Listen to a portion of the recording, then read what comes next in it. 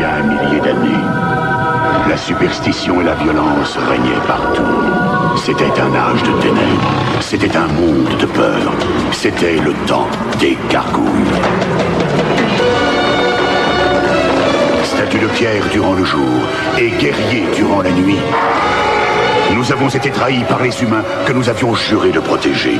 Un sortilège nous a changés en pierre pour 1 millier d'années.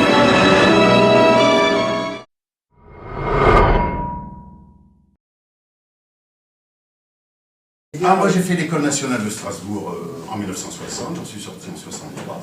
J'ai fait quelques centres nationaux dramatiques, puis je suis arrivé à Paris. J'ai essayé de faire du doublage parce que j'avais des aînés qui me disaient « Ah, il faut faire du doublage, va voir, tu vas te faire des couilles plein de fric. » En vrai, hein. C'est encore une chose qu'on entend parfois, mais ça sont des imbéciles qui me disent. Et j'ai eu très peur les premières fois, c'était avec Castrix, monsieur Castrix. Oui. J'ai commencé à faire, mais j'avais la trouille parce que je voyais, vous parlez de ce comédien merveilleux qui doublait les premiers James Bond, là, son nom était... Jean-Pierre Duclos. Oui, enfin peu importe. Mais il se baladait devant l'écran, ils avaient la main dans la poche, la cigarette à la bouche, ils regardaient 2 fois la bande, ils sortaient ça, je me dis, jamais je pourrais faire des choses pareilles. Jean-Claude Michel. Jean-Claude Michel. Moi j'ai essayé, ça a été nul, et je n'ai plus rien fait. Non mais je vous jure, c'est vrai, jusqu'en 77, 78, j'ai commencé à en faire un petit peu, et un jour je suis allé voir. C'était Les Évadés. Les Évadés.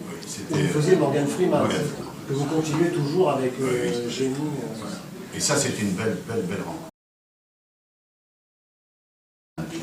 Des superbes comédiens. Malheureusement, il est mort. Oh là là. Ah oui, mais... Enfin, il est mort. C'est formidable en doublage, pardon, Chiara. Après, il faut m'abattre, hein, parce que j'aime pas parler. Mais quand on regarde les personnages, ça fait... Morgan Freeman, ça fait 20 ans, 20 ans en gros. Oui, et là, je double une... Enfin, pas je double, il prête sa voix à une série scientifique qui est superbement bien faite. Il est là à l'image, il raconte. Et je dis, putain, mais qu'est-ce qu'il a vieilli, il est blanc. Et le matin, je regarde dans la cage, je dis, ma mère, toi aussi, t'as vieilli. En fait, on vieillit avec son personnage, quelque part. Et je trouve ça très touchant de voir.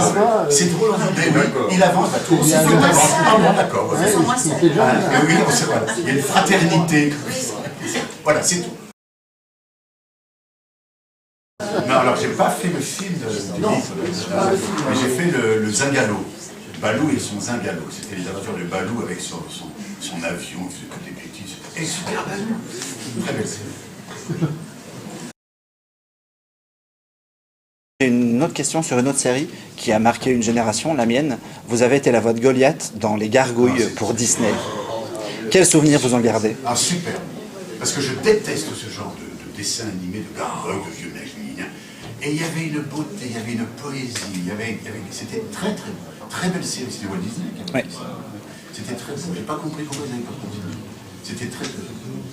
Et je suis tombé dernièrement sur un roman écrit par une jeune bretonne, je vous raconte ma vie, qui ne s'est pas inspiré de ça, mais je retrouve ce même esprit, c'est fabuleux. Quel scénario extraordinaire. Mais c'est beau, hein, Goliath, c'était beau. Tous les personnages étaient super.